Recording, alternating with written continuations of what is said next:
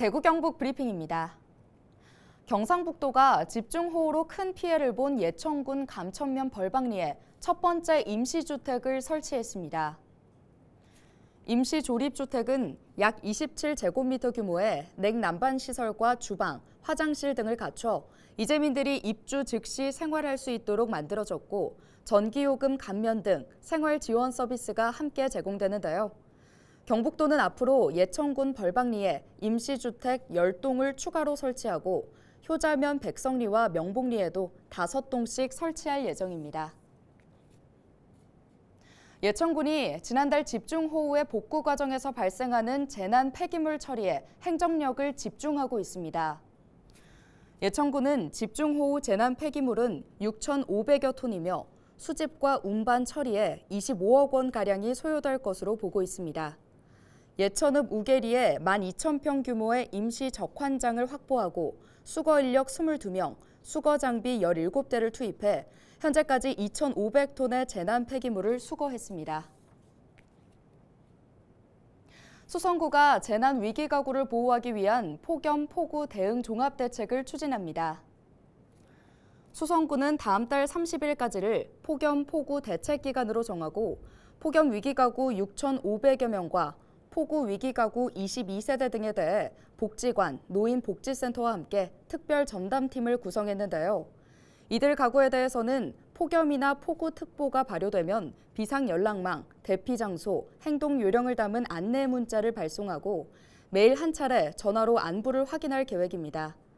또 실제로 피해가 발생한 경우에는 복구를 지원하고 피해 주민이 완전히 회복될 때까지 사후 관리를 시행할 방침입니다.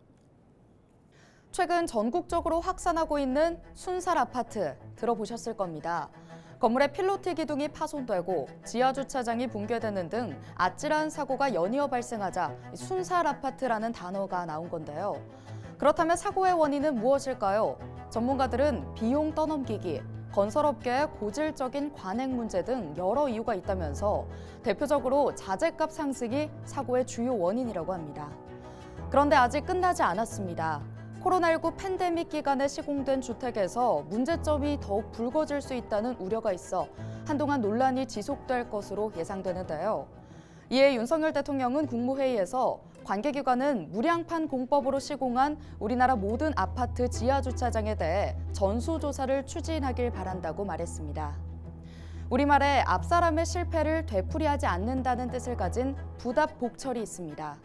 추가 피해를 막기 위해서는 부답복철의 자세로 즉시 안전 보강 조치를 시행하고 입주민들과 협의해 필요한 부분은 빠르게 보강하는 모습이 필요해 보입니다.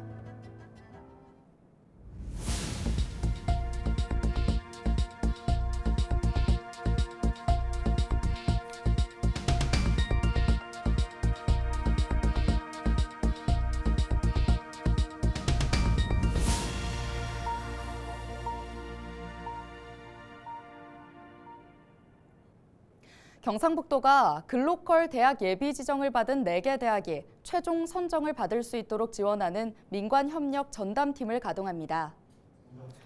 경북도는 지난 4일 글로컬 대학 30 민관협력 TF를 출범하고 안동대와 경북도립대 연합, 포항공과대, 한동대 등 예비 선정 대학의 혁신안에 대한 최종 실행 계획 수립과 정책 지원 등 실질적인 협업을 위한 방안을 논의했는데요.